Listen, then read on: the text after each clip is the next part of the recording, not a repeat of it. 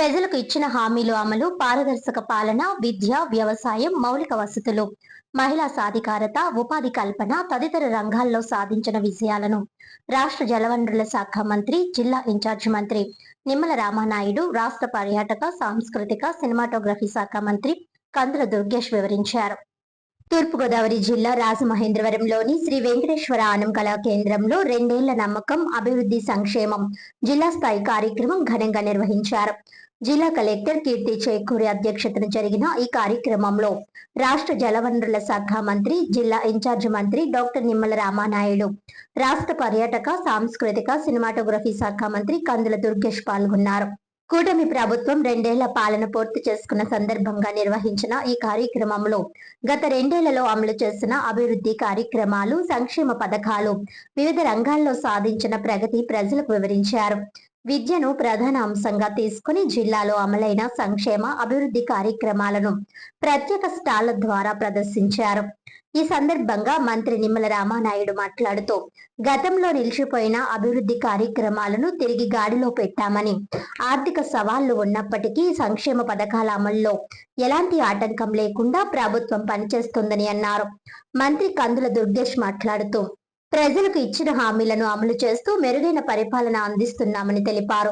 MLC Somu Veerraju, ఎమ్మెల్యేలు ఆదిరెడ్డి శ్రీనివాస్, గోరంట్ల బుచ్చయ్య చౌదరి, ముప్పిడి వెంకటేశ్వరరావు, నల్లిమిలి రామకృష్ణారెడ్డి, బత్తుల బలరామకృష్ణ, వేగుళ్ల జోగేశ్వరరావు, మద్దిపాటి వెంకటరాజు తదితరులు ప్రభుత్వ అభివృద్ధి సంక్షేమ కార్యక్రమాలను కొనియాడారు. ఈ కార్యక్రమంలో జిల్లా అధికారులు, ప్రజాప్రతినిధులు, వివిధ ప్రభుత్వ పథకాల లబ్ధిదారులు, డ్వాక్రా మహిళలు పెద్ద సంఖ్యలో పాల్గొన్నారు. మనం కూడా ఈవేళ గోదావరి డెల్టాలో ఉన్నాం. ఆ రోజు కాటన్ మహాశయుడు ధవళేశ్వరం బ్యారేజీ కడితే ఈరోజు మనం 2 పూటలు అన్నం తింటూ ఉన్నాం ఈవేళ గోదావరి డెల్టాలో. అటువంటి గోదావరి డెల్టా మన కాటన్ మహాశయుడు మనమరాలు వచ్చి ఆ యొక్క ధవళేశ్వరం బ్యారేజీ దగ్గర చూసి ఆ వృధాగా పోతున్నటువంటి గోదావరి వరద నీరు చూసి, మా తాత ఈ బ్యారేజీ కట్టిన తర్వాత ఇన్ని సంవత్సరాలైనా ఒక్క ప్రాజెక్ట్ కూడా పైన కట్టలేదా అని ఆమె ప్రశ్నించింది అని అంటే, మరి ఈవేళ దానికి పరిష్కారం ఈవేళ చంద్రబాబు నాయుడు గారు కూటమి ప్రభుత్వం మరి చేస్తున్నటువంటి పరిస్థితి పోలవరం ప్రాజెక్టు ద్వారా.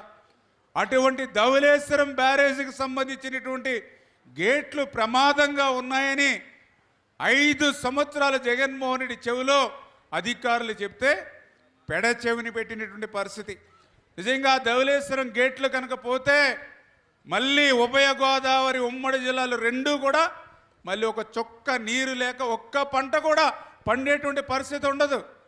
ఎందుకంటే మనం మర్చిపోయాం, మన పూర్వీకులు చెప్తూ ఉంటారు, ధవళేశ్వరం బ్యారేజీ లేక ముందు ఇక్కడంతా కూడా దుంపలు, కలగదుంపలు, తేగలు అవి కూడా దొరకకపోతే బంకమట్టిలో పెరిగి కలుపుకుని తినేటువంటి పరిస్థితులు ఆ రోజు. అటువంటి స్థితి మళ్ళీ ఆ ధవళేశ్వరం బ్యారేజీ గేట్లు పోతాయి. 5 సంవత్సరాలు మళ్ళీ ఒక్క రూపాయి పెట్టలా జగన్మోహన్ రెడ్డి. కానీ మనం అధికారంలోకి వచ్చాక మొన్ననే 150 కోట్ల రూపాయలు కేటాయించి టెండర్లు పిలిచి ఇప్పుడు ధవళేశ్వరం బ్యారేజీకి సంబంధించినటువంటి గేట్లన్నింటినీ కూడా మళ్ళీ కొత్తవి ఏర్పాటు చేసి ఈ డెల్టాను కాపాడుకోవాలనేటువంటి ప్రయత్నం ఈ 2 సంవత్సరాలుగా జరుగుతున్నటువంటి సుపరిపాలన, ఈ రెండింటి మధ్య వ్యత్యాసం ఎంత ఉందో మీ అందరికీ తెలుసు. అందుకే ఇవాళ కేవలం ప్రజల యొక్క ఆమోదంతో ఇప్పుడే మీరు చూసారు కొంతమంది బెనిఫిషరీస్ మాట్లాడేటువంటి మాటలు, అంటే ప్రజల్లో ఆ సంతృప్త స్థాయి బాగా ఉండి ఎన్నికల సమయంలో ఏ కార్యక్రమాలు, ఏ హామీలు అయితే మనం ఇచ్చామో ఆ హామీలన్నింటినీ కూడా తూచా తప్పకుండా అమలు చేస్తున్నటువంటి నేపథ్యంలో రాష్ట్ర ప్రజలందరి మనసుల్లో కూడా ఈ కూటమి ప్రభుత్వం బాగా పరిపాలన చేస్తుంది, కార్యక్రమాలను అమలు చేస్తుంది, పథకాల ద్వారా, సంక్షేమ పథకాల ద్వారా కార్యక్రమాలని అమలు చేయడంతో పాటు అభివృద్ధి కార్యక్రమాలను కూడా చేపడుతుందనేటువంటి విశ్వాసాన్ని ఇవాళ రాష్ట్రంలో ఆందోళన నుంచి ఈ వరకు కూడా అందరూ చూపిస్తున్నటువంటి నేపథ్యంలో 2 సంవత్సరాల సుపరిపాలనను పూర్తి చేసుకుని 3వ సంవత్సరంలోకి అడుగు పెడుతున్నటువంటి శుభ సందర్భంలో సగర్వంగా గుండె నిండా ఊపిరి పీల్చుకుని మేము మీకోసం పనిచేస్తున్నామని చెప్పడానికే ఈ కార్యక్రమాన్ని ఏర్పాటు చేసుకున్నాం అనేటువంటి మాటను కూడా మీ అందరికీ మనవి చేస్తున్నాను. అంతానికి ఓటు వేశారు, భవిష్యత్తుకి ఓటు వేయడం జరిగింది. దానికి అనుగుణంగా ఈరోజు మనం 2 సంవత్సరాలు కూడా ఒక మంచి పరిపాలన అందించాం. ఆ మంచి పరిపాలన ఏ విధంగా ఉందన్నది మీ అందరికీ కూడా తెలుసు. అనునిత్యం ప్రజలతోటి మమేకమవుతూ ఈరోజు తెలుగుదేశం, బీజేపీ, జనసేన నాయకత్వం ప్రజల్లో తిరుగుతా ఉన్నాం. ప్రజలకి అవగాహన చేస్తా ఉన్నాం సంక్షేమం పైన. ప్రతి ఇంటిలో కూడా వారి యొక్క చిరునవ్వు చూడాలనే ఉద్దేశంతో ఈరోజు అనేకమైన కార్యక్రమాలు చేసుకుంటూ వెళ్తాము. మీరు గమనించండి, వైఎస్ఆర్ కాంగ్రెస్ పార్టీ వారు అధికారంలో ఉన్నప్పుడు ఒక్కటంటే ఒక్క కొత్త పెన్షన్ ఇవ్వకపోగా అర్హులైన వాళ్ళని కూడా అనర్హులు చేసి పెన్షన్ తీసేసిన పరిస్థితిని మీరు గుర్తు చేసుకోవాలి. కానీ ఈ 2 సంవత్సరాలు కూటమి అధికారంలోకి వచ్చిన తర్వాత కేవలం నా నియోజకవర్గంలోనే 722 కొత్త పెన్షన్లు ఇచ్చామన్న విషయాన్ని మీ అందరికీ కూడా గుర్తు చేస్తా ఉన్నాం. అద్భుతమైనటువంటి పాలనని మనం అందరం కూడా అనుభవిస్తున్నాం. ముందు చూపుతో ముందుకు తీసుకెళ్తున్నటువంటి గౌరవ ముఖ్యమంత్రి శ్రీ నారా చంద్రబాబు నాయుడు గారి యొక్క ఆశీస్సులతో, ఆధ్వర్యంలో అద్భుతంగా ఈ రాష్ట్రం సుపరిపాలన అందించగలుగుతున్నాం. అదేవిధంగా గౌరవ ఉప ముఖ్యమంత్రి వర్యులు శ్రీ కొణిదెల పవన్ కళ్యాణ్ గారు నిరంతరం మారుమూలలో ఉన్నటువంటి ప్రతి గ్రామాన్ని కూడా కదిలించి అక్కడ అభివృద్ధి చేయడంలో, ప్రతి ఒక్క పేదవారి కంటి మీద తుడిచి ప్రతి ఒక్కరిని అభివృద్ధి చేయడంలో వారు అద్భుతమైన సుపరిపాలన భాగస్వాములు అయ్యి మనందరికీ కూడా సేవలు అందిస్తున్నారు. ఈ ప్రభుత్వానికి సహకరించండి. చివరిగా ఒకే మాట, ఇవాళ గోబెల్స్ ప్రచారం సోషల్ మీడియా పెట్టి తప్పుడు ప్రచారం చేస్తున్నారు. కులాల మధ్య చిచ్చు పెట్టడం కోసం, వ్యక్తిగత విమర్శలు చేయడం కోసం. ఇవాళ గుడివాడ అమర్నాథ్ లాంటి వ్యక్తి ఒక దళిత హోంమంత్రి మీద ఏ విధంగా కామెంట్లు చేశారో చూసాం. నరుకుతాము, గొడ్డలు ఉపయోగిస్తామని చెప్పే నాయకులకి ఏ విధంగా గుణపాఠం చెప్పాలో ఆలోచన చేయండి. ఇక్కడున్న నాయకులకు ఒకటే విజ్ఞప్తి చేస్తున్నాం, ఇంటింటికి వెళ్ళండి. మేము ఎన్ని చేశామో చెప్పిన దానికంటే ఎన్ని జరిగిందో ప్రజలకు చెప్పాల్సిన అవసరం ఉంది. ఇంటింటికి వెళ్ళండి, సమస్య పరిష్కారం చేయండి. ఇవాళ ఓటర్ల రివిజన్ జరుగుతుంది, సక్రమంగా ఉపయోగించండి. ఒక ఓటు హక్కు కూడా పోకుండా చూసుకోవాల్సిన బాధ్యత మన అందరి మీద ఉందని సవినీయంగా మనవి చేస్తూ, ఇక్కడ ఉన్నవాళ్ళం మన పార్టీ నాయకులు, ఎన్డీఏ కూటమి సభ్యులమైనా ఇంటింటికి వెళ్ళి ఏమి జరిగిందో చెప్పాల్సిన అవసరం ఉంది. త్వరలోనే అన్నీ ఏమి సాధించామో ప్రగతి పందలో షార్ట్ షీట్లో మీకు కూడా ఇవ్వడం జరుగుతుందని సవినీయంగా మనవి చేస్తూ ఈ అవకాశం కల్పించిన మీ అందరికీ ధన్యవాదాలు. సెలవు. ప్రధానమంత్రిగా మోడీ గారు పూర్తి చేసుకున్నటువంటి సందర్భంలో ఈ కార్యక్రమం చేపట్టడం చాలా ఆనందకరం. లబ్ధిదారులు ఇప్పటికే చాలామంది మాట్లాడారు. ఏ విధంగా సంక్షేమ పథకాలు అమలవుతున్నాయి, ఏ విధంగా పారదర్శకంగా మన ప్రభుత్వం పనిచేస్తుందని చెప్పేసి వారు చాలా బాగా వివరించారు.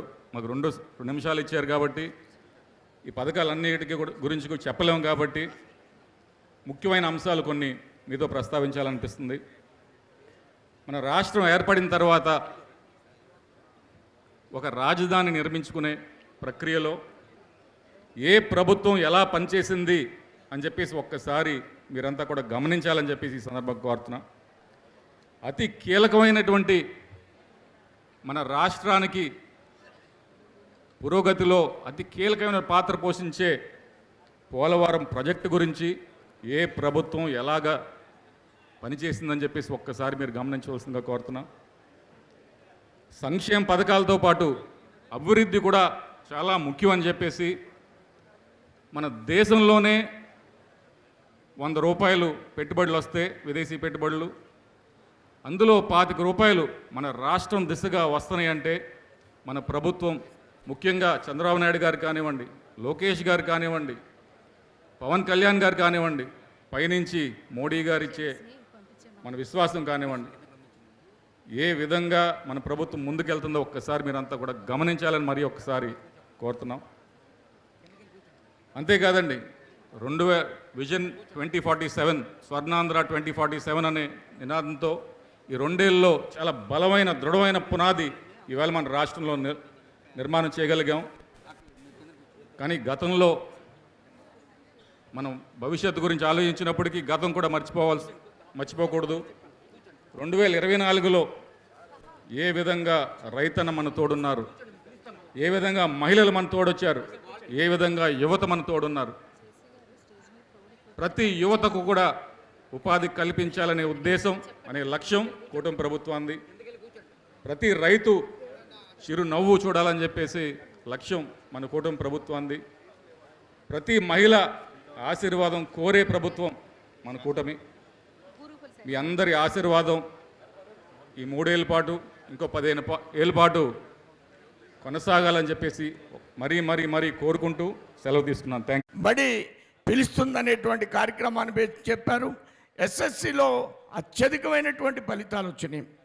డిజిటల్ క్లాస్ రూమ్స్, జేఈ, తల్లికి వందనం, మౌలిక వసతులు, నైపుణ్యాభివృద్ధి, భవిష్యత్ తరాలకి అనుగుణమైనటువంటి శిక్షణ.